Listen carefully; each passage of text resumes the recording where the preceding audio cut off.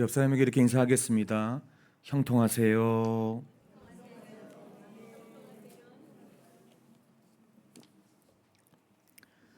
옛날에 좀 특이한 신하 한 명이 있었습니다. 그 신하가 항상 무슨 말을 하냐면 폐하, 잘된 일입니다 라고 하는 거예요. 그런데 어느 날 이 왕이랑 신하가 함께 사냥을 하러 나갑니다. 그런데 아까 그렇게 목소리가 멋졌던 신하가 왕의 총에 총알을 거꾸로 장전합니다. 그래서 팡 쐈는데 그게 튀면서 왕의 손가락 하나가 잘려나간 거예요. 그때 신하가 뭐라 그랬냐면 폐하, 참 잘된 일입니다 이랬어요. 왕이 분노해 버렸습니다.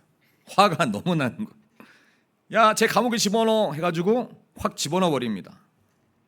그러고서 이제 1년의 시간이 지나고 그 다음 해에 왕이 다시 사냥을 나갑니다. 그래서 막 이러고 있는데 저같이 생긴 식인종이 한 30명이 몰려와서 왕을 붙잡은 겁니다. 그래서 다른 사람들은 다 잡혀가는데 갑자기 왕을 한참 쓱 둘러보더니 손가락을 본 겁니다. 그냥 손가락 하나가 없잖아요. 그러자 뭐라 그랬냐면 이 음식은 흠이 있구나, 버려라. 그래가지고 왕을 버립니다. 그래갖고 다른 사람들은 다 잡혀가서 다 음식이 됐는데 왕만 살아 돌아옵니다. 그래서 너무 좋은 왕이 그때 일이 떠올라서 그 신하를 찾아갑니다. 여보게 자네 덕분에 살았어, 미안하네 라고 얘기합니다. 그러자 신하가 뭐라 그랬겠습니까? 폐하, 참으로 잘된 일입니다. 만약 제가 감옥에 안 들어왔으면 폐하와 같이 저는 사냥을 나가게 됐을 것이고 저는 흠없는 음식이 되어 저들의 밥이 됐을 것입니다. 하하하 하고 풀려났대요. 여러분, 되게 썰렁한 예화지만 우리 인생도 참 비슷한 것 같아요. 어떨 땐 때론 잘 되기도 하고 손가락이 없는 것 같아서 막 열받아서 막 저 사람을 가두기도 했다가도, 그런데 또 어느 날 보니까 그 손가락 없는 것 때문에 잘 풀리기도 하고 또 곤고한 날을 살아갈 때도 있고, 참 저희 인생이 그렇습니다. 그런데 여러분, 우리가 형통이라고 하는 단어, 즉 형통한 삶을 살고 싶다라는 말을 참 많이 합니다. 그럼 이렇게 얘기하죠. 야, 너 복 받았다. 우리 옆 사람에게 얼굴 보면서 한번 인사하겠습니다. 야, 너 복 받았다. 이렇게. 네, 얼굴 안 보고 하시는 분도 있는데 보고 하셔야 됩니다. 여러분, 형통이라고 하는 뜻을 좀 잘 알 필요가 있어요. 이 단어가 사전에서 보면 뭐라 그러냐면 모든 일이 뜻대로 잘 되어감, 이게 뭐라고요? 형통입니다. 그런데 잘 생각해 보면 여기서 뜻대로라고 하는 단어의 주체가 누구냐라는 거예요. 여러분, 바로 나 자신입니다. 그러니까 내가 생각한 대로 내 뜻대로 잘 되면 그것이 바로 형통이라는 거예요. 그럼 제가 여러분들에게 하나 질문을 하겠습니다. 과연 우리 하나님을 믿는 믿음의 신앙인들에게 있어서의 형통은 무엇이겠느냐? 내가 생각한 대로 내 뜻대로 되는 것이 진짜 형통이겠느냐라는 겁니다. 여러분, 진짜 형통은 무엇일까? 저랑 함께 알아가 보셨으면 좋겠습니다. 우리 오늘 말씀 시편 1편 1절을 같이 한번 봉독해 보겠습니다. 시작. 복 있는 사람은 악인들의 꾀를 따르지 아니하며 죄인들의 길에 서지 아니하며 오만한 자들의 자리에 앉지 아니하고 그랬습니다. 여러분, 복 있는 사람이라고 하는 복이라는 단어가 되게 중요하겠죠. 여러분, 성경에는 이 복이라는 단어를 두 가지 단어로 설명을 합니다. 첫 번째가 뭐냐면 바라크라고 하는 단어입니다. 축복하다, 복을 주다, 이런 뜻이에요. 특별히 하나님께서 사람에게 복을 베푸시는 행위를 나타낼 때 사용되는 단어예요. 그러니까 하나님이 예를 들어서 아브라함을 축복하셨다. 근데 이 바라크라고 하는 단어를 사용했던 것을 볼 수 있어요. 첫 번째 의미가 뭐라고요? 축복을 주다, 이런 뜻입니다. 축복하다라는 뜻이고, 두 번째가 뭐냐면 아시레이라는 단어를 써요. 이 단어가 하나님께서 복을 주시는 행동이 아니라 이미 그 복을 받은 사람이 누리는 복된 상태를 가리킨다라는 거예요. 즉 바라크는 하나님이 복을 주시는 것이다. 그런데 아슈레이는 그 복을 받은 사람이 하나님 앞에서 누리는 삶의 상태다라는 거예요. 그래서 칼빈이 뭐라 그러냐면 이 아슈레이를 하나님과 화목한 관계 안에 있는 사람이 누리는 참된 행복이라고 표현해요. 근데 여러분 잘 보십시오. 이 아슈레이가 어떤 뜻이었냐면 가만히 보면 행복의 원인이 어디에 있다는 거예요? 하나님과의 관계 안에 있다는 거예요. 하나님과의 화목한 관계 안에 있는 사람이 누리는 참된 행복이 형통이라고요.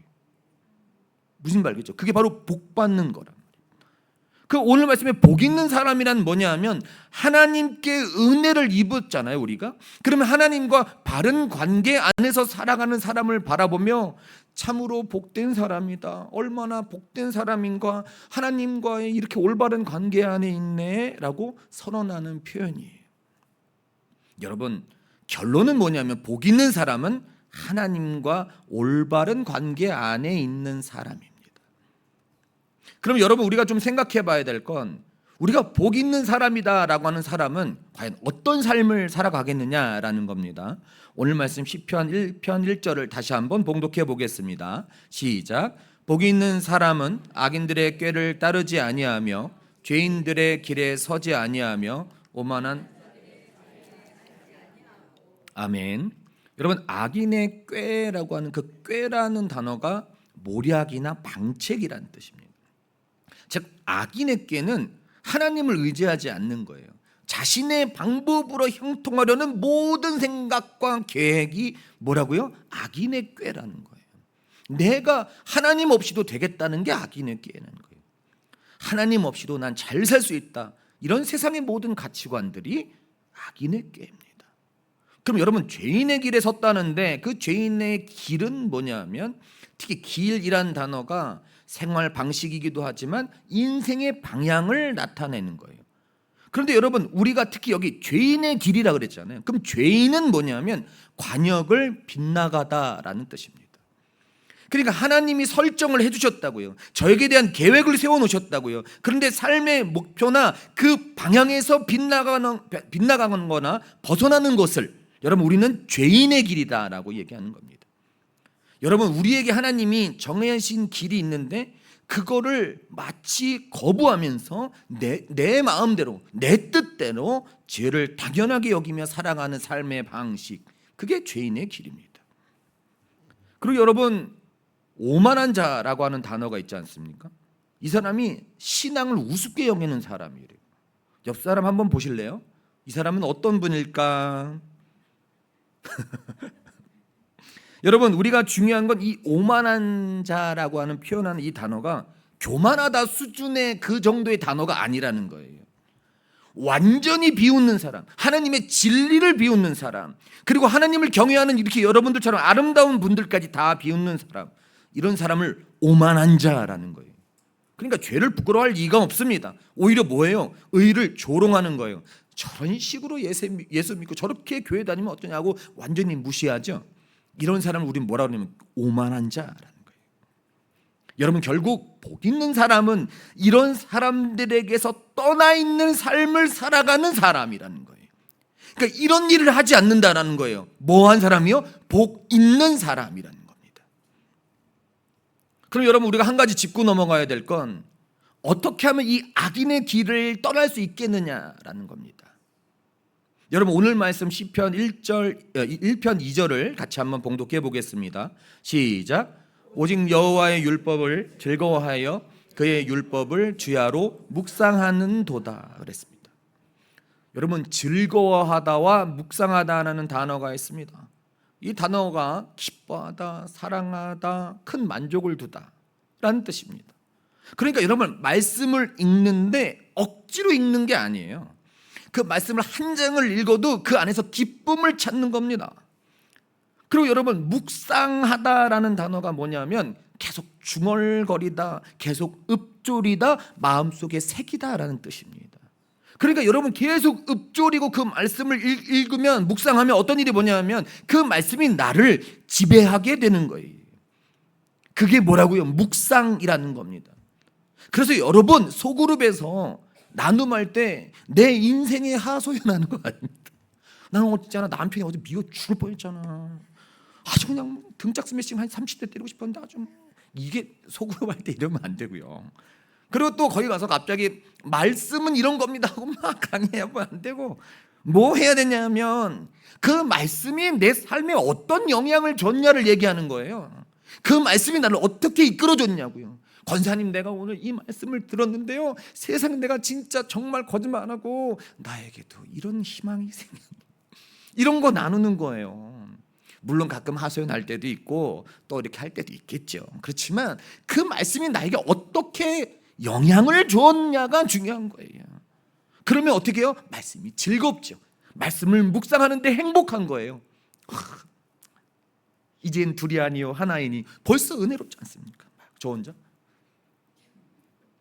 여러분, 결국 결론적으로 뭐냐면 여호와의 율법을 즐거워하여 그 율법을 주야로 묵상한다는 것은 말씀을 읽고 기뻐하고 사랑하고 그 말씀을 맨날 읽는 거예요. 이렇게 되새겨서 그 말씀이 나를 지배하는 겁니다. 그러니까 내 생각을 바꿔주는 거예요. 내 행동이 이 말씀을 따라가려고 노력하는 겁니다. 내 인생을 바꿔주지요. 얼마나 행복한 거겠습니까? 여러분, 갑자기 쇼츠에 이런 게 하나 툭 뜬 거예요. 조정민 목사님이 나와가지고 예화를 하나 얘기해 주셨는데, 미국 집회 중이었대요. 그런데 한 장로님을 만났답니다. 근데 그 장로님이 중동이나 해외 근무를 하다 보니까 갈급해지는 거예요. 여러분, 갈급해지는 거 많이 느껴보셨죠? 여기가 막 갈급해지는 거예요. 그래서 어떻게 했냐면 그때부터 유튜브를 다 뒤지면서 유명하다는 목사님의 설교를 다 들어보는 거예요. 이야, 막 이렇게, 예? 장은성 목사님 설교 이렇게 해가지고 죄송합니다, 막 이렇게 막 듣는 거예요. 그런데 이분이 계속 갈급한 거예요. 이게 해결이 안 돼요. 아니, 말씀을 들었는데 왜 나는 이렇게 해결이 안 되는가? 그런데 이 장로님에게 문제가 하나 있었는데, 그건 뭐냐면 성경을 단 한 번도 완독을 한 적이 없어요. 근데 직분이 뭐라고요? 네, 이럴 수 있습니다. 시험을 잘 봤거나 뭐 이렇게 해서. 여러분, 이게 너무너무 중요한 거예요. 말씀이 나를 완전히 사로잡아야죠. 그래야 말씀대로 움직이는 거예요. 그래서 우리가 악인의 길을 떠날 수 있는 방법은 뭐냐면 여호와의 말씀을 즐거워하라고요. 그리고 그 말씀이 내 생각과 판단과 삶을 다스리게 하는 겁니다. 여러분, 제가 뭐 이렇게 악기 몇 개 하잖아요. 근데 제가 드럼 좋아하지 않습니까? 예, 어릴 때 일렉기타 치다가 드럼 치는 형한테 좋아하는 여자친구를 뺏긴 이후로 드럼을 열심히 쳐야 되겠다는 생각을 하고. 근데 여러분, 드럼을 잘 치고 싶잖아요. 그럼 특이한 특징이 하나 있습니다. 뭐 열심히 연습해야 되겠지만 제일 중요한 건 입드럼이라고 하는 걸 치는 거예요. 둥딱 둥둥 딱 둥딱 둥둥 두두두두두두두딱 둥, 이걸 하는 거예요. 되게 유치하죠. 그 입드럼이라고 합니다. 입드럼. 둥둥탁 둥탁 두닥 두닥 두닥 붕붕빵 맨날 이래요. 그 유치할 것 같잖아요. 그런데 진짜 신기하죠. 그 입드럼 때문에 드럼이 늘어요. 왜냐하면 쿵딱 이게 정해져 있거든요. 쿵딱 뚜두두두 이게 머릿속에서 그려지는 거예요. 계속. 그래서 계속 제가 둥둥탁 둥둥 그러면 저희 엄마가 이제 시끄럽다고 이제. 근데 여러분, 이렇게 계속 입으로 생각으로 마음속으로 묵상해야 이것이 내 삶에 나오는 거예요. 여러분, 근데 우리가 하나 더 생각해 봐야 될 건 세상에 좋은 게 너무 많은데요. 유튜브 틀어보고 또 좋은 책들도 많은데, 그러면 우리는 왜 이 성경 하나님의 말씀을 묵상해야 되겠느냐라는 겁니다. 우리 오늘 말씀 2절을 다시 한번 같이 봉독해 보겠습니다. 시작. 오직 여호와의 율법을 즐거워하여 그의 율법으로 묵상하는도다 그랬습니다. 여러분, 율법, 토라 많이 들어보셨죠? 이 단어가 뭐냐 하면 바른 길을 가르쳐주다, 방향을 제시하다. 즉 하나님이 자기 백성에게 주신 모든 계시와 말씀이 토라예요. 그러니까 이거를 주시니까 단순히 이거 지켜라, 이거 법률이다, 이게 아니라 하나님께서 자기 백성이 어디로 나가야 되는지, 어떻게 살아가야 되는지를 알려주고 보여주는 하나님의 가르침과 말씀, 그게 뭐예요? 기준인 거예요. 여러분, 여호와의 말씀이 뭐예요? 참과 거짓을 분명하게 가름해주는 척도이며 기준이 되는 겁니다. 그러하기에 여러분, 우리가 여호와의 말씀을 묵상해야 되는 이유는 뭐냐면 우리가 삶을 살아갈 때 가장 완벽한 기준이기 때문인 거예요. 여러분, 그렇기 때문에 세상의 것들 수도 없이 많이 읽어보고 많이 습득한 것 같고 무엇인가 할 때도 아까 그 장로님처럼 무엇이 옵니까? 갈급함이 오는 거예요. 그런데 여러분, 하나님의 말씀을 읽으면 지금 내 상황이 좋지 않아도 갑자기 하나님이 주시는 평안 때문에 다시 일어나서 살아갈 수 있습니다. 말씀이 주시는 그 놀라운 능력을 늘 묵상하는 거예요. 그게 우리가 할 일입니다. 그럼 여러분, 이렇게 말씀을 잘 묵상하고 말씀을 가까이 하면 어떤 결과가 나오겠습니까? 우리 오늘 말씀 1장 3절 한번 같이 한번 보겠습니다. 시작. 심은 나무가 철을 따라 열매를 맺으며 그 잎사귀가 마르지 아니함 같으니 그가 하는 모든 일이 다 형통하리로다. 아멘. 여러분, 우리가 여기 중요하게 생각해야 될 단어가 시냇가라고 하는 단어인데 단순히 물이 끊이지 않도록 해놓은 게 아니라 진짜로 끊어지지 않게 관계수로를 만들어놨다라는 뜻입니다. 여러분, 하나님을 믿는 성도는 환경에 따라 살아가는 사람이 아니다. 오직 하나님의 은혜와 말씀을 끊임없이 공급받으며 살아가는 사람, 그 사람이 뭐라고요? 시냇가에 심은 나무가 철을 따라 열매를 맺는 것이라는 거예요. 여러분, 결국 하나님께서 말씀을 묵상하며 가까이하는 자를 어떻게 해요? 은혜 가운데 심어주고 공급해주고 가장 아름다운 때에 열매 맺게 해주시는 거예요. 그러니까 하나님의 말씀을 늘 읽고 묵상하는 자는 어떻게 하냐면 하나님께서 우리를 메마르게 하지 않는다라고 하는 거예요. 그러니까 하나님이 그 말씀이 나를 끝까지 내 삶을 이끌어 가도록 해주신다라고 하는 겁니다. 여러분, 형통은 나 환경 좋아, 나 이거 받았어가 아니고요, 하나님이 함께 하시는 삶인 거예요. 하나님께서 우리를 은혜 가운데 심으셨다고요. 그러니까 말씀으로 공급해주고 때로 열매를 맺기도 하지만 여러분, 하나님이 제일 중요한 게 뭐예요? 친히 앞에 손을 잡고 이끌어 주시는 거예요. 그게 성경에서 말하는 바로 참된 형통, 복 있는 사람인 것입니다. 근데 여러분, 저도 어릴 때 그랬는데 꼭 이렇게 열심히 살아라 하면 꼭 반대로 살지 않습니까? 반대로 사는 사람의 모습은 어땠을까요? 오늘 말씀 1편 4절 6절을 같이 한번 봉독해 보겠습니다. 시작. 악인들은 그렇지 아니하며 오직 바람에 나는 겨와 같도다. 그러므로 악인들은 심판을 견디지 못하며 죄인들이 의인들의 모임에 들지 못하리로다.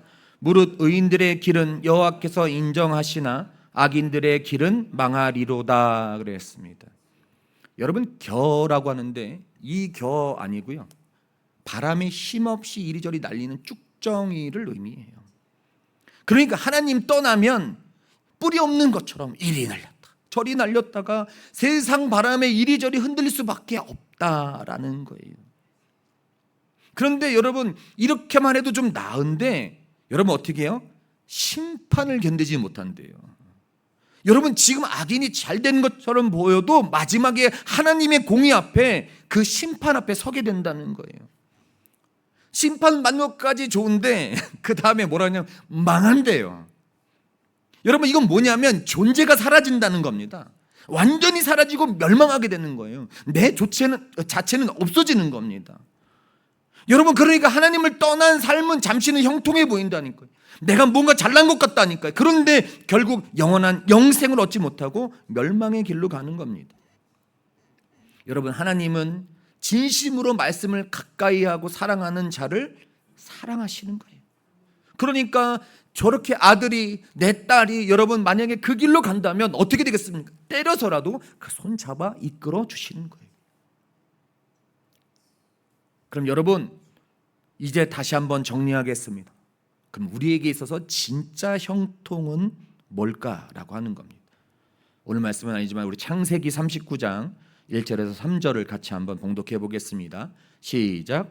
요셉이 이끌려 애굽에 내려가매 바로의 신하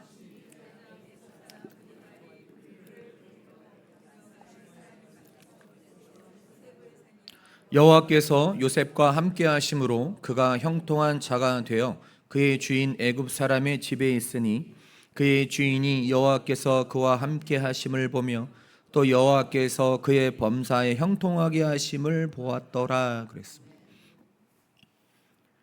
형들이 미워한 게 보통입니까? 여러분, 가족한테 받는 상처가 제가 말씀드렸죠, 제일 크다고요. 부모님이 저를 팔았다고 생각해 보세요. 여러분, 상상이 안 됩니다. 인생이 꼬인 것 같잖아요. 왔더니 노예가 됐어요. 그런데 2절 말씀에 보니까 뭐라 그러냐면 그가 형통한 자가 되었다 그랬습니다. 그런데 여러분, 그 이유가 그 말씀 앞에 나와 있어요. 뭐냐 하면 여호와께서 요셉과 함께 하심으로 그가 형통한 자가 되었다 그랬어요. 요셉이 형통한 이유가 뭐냐 하면 그의 삶에서 요셉과 함께 해주셨기 때문이라는 거예요. 그러니까 형통은 뭐냐면 내가 원하는 것이 이루어지는 게 아니라 하나님의 뜻이 내 삶 가운데 이루어지는 거예요. 그러니까 우리가 해야 될 일은 뭐냐면 말씀을 기뻐하고 묵상하고 그 말씀이 내 삶을 이끌어 가도록 해주는 것, 그게 바로 형통이다라는 거예요. 예전에 제가 답답할 때가 있었습니다. 무엇인가 되지 않는 것 같고 아무것도 아닌 것 같아서 많은 사람들에게 놀릴감이 되기도 하고 답답할 때도 있었죠. 그래서 제가 어머니한테 그랬습니다. 어머니, 왜 제 인생은 왜 이래요? 그러자고 저희 어머니가 진짜로 환하게 웃으면서 딱 한 말씀 하셨습니다. 걱정 마로, 하나님 너 절대 안 버려 그랬어요. 너무 안 버리시는 것 같아요. 여러분, 하나님은 너무너무 우리를 진심으로 사랑하고 계신다. 그러니까 형통이 뭐냐면 내 뜻대로 안 되는 것 같으니까 나는 형통한 사람이 아닌 것 같고 난 무너진 사람 같고 내 인생은 망한 것 같은데 그렇지 않다라는 거예요. 하나님이 지금도 내 삶에 개입하고 계시다라고 하는 거예요. 여러분, 1970년대에 애플을 창업한 사람이 있습니다. 스티브 잡스. 근데 그 사람이 20대의 억만장자의 반열에 이름을 올립니다. 그런데 희한하게 자신이 만든 회사에서 쫓겨나요. 그래서 픽사라고 하는 회사를 성공시키면서 다시 그 회사로 들어갑니다. 그런데 그때 복귀할 당시에 애플이라고 하는 회사가 연간 10억 달러에 이르는 적자를 보고 있었어요. 그러니까 애플이 이제 쇠락의 길로 갈 거다라고 평가했어요. 그런데 이 돌아온 스티브 잡스가 애플에서 한 일이 너무너무 중요한 일이 있었는데 그건 뭐냐 하면 애플에서 그때까지 제품을 몇 개를 생산했냐면 350가지를 생산했어요. 그러니까 어떻게 해요? 그 다음에 340개를 지워버립니다. 딱 10개. 그리고 나서 뭐냐면 본질에 집중하기 시작했어요. 그리고 나서 애플에서 가장 이야기하는 게 뭐예요? 심플이에요. 단순함입니다. 결국 그렇게 단순함으로 혁신의 아이콘이 됩니다. 그리고 뭐라 그럽니까? 레오나르도 다빈치가 단순함이 궁극의 정교함이다 그랬습니다. 더 뺄 것이 없는 상태, 즉 핵심만 남겨놓은 상태, 그것이다라는 거예요. 여러분, 제가 이 말씀을 왜 드렸냐면 우리는 이 단순함의 중요성에 대해서 이미 알고 있다라고 하는 거예요. 우리의 신앙에서 예수 그리스도를 바라보고 예수 그리스도를 따라가야 되고 말씀을 봐야 하고 그 말씀을 묵상해야 되고 그 말씀대로 살아가야 된다는 이 단순함을 아는데 안 한다라는 겁니다. 그러니까 그 단순함을 나의 잘못된 생각과 방법으로 어렵게 만드는 거예요. 요 방법과 요때 해서 한 350가지를 만들어 놓는 거예요. 그러니까 어떻게 해요? 이것도 못하고 저것도 못하고 아무것도 못하는 거예요. 그게 바로 제 모습인 겁니다. 사랑하는 성도 여러분, 진정한 형통, 진정한 복 있는 것은 무엇입니까? 내 뜻대로 잘 되는 거 아니고 하나님이 나같이 더러운데도 내 안에 거하시는 삶. 부족하고 어리석고 미련한 거 맞는데요, 그래도 하나님이 나를 안 버리시고 끝까지 손잡아 이끌어 주시는 삶. 그것이 바로 형통한 삶입니다. 여러분, 때로는 많이 답답하실 때 있죠. 무엇인가 안 되고 다른 사람과 자꾸 비교될 때도 있고 어떨 땐 눈물이 나기도 할 때도 있고 잠이라도 푹 잤으면 좋겠다라는 생각할 때도 있고 어떨 때는 뭔가 풍족했으면 좋겠다라는 생각을 할 때도 참 많이 있습니다. 그런데 진짜 중요한 사실은 만약에 하나님이 없으면 우리 인생이 아무것도 아니라는 사실입니다. 하나님이 나를 지키시고 함께 하시고 안아주시고 품어주신다는 사실, 그것은 바로 진짜 형통을 이미 경험한 여러분들이신 것입니다. 이제 진짜 하나님의 말씀을 묵상하고 그 말씀대로 살아가면 주님의 뜻에 온전히 순종하는, 그래서 형통한 삶을 살아가는 믿음의 성도님이 되기를 주님의 이름으로 축원합니다. 우리 함께 합심해서 기도하겠습니다. 하나님, 저희가 너무 부족합니다.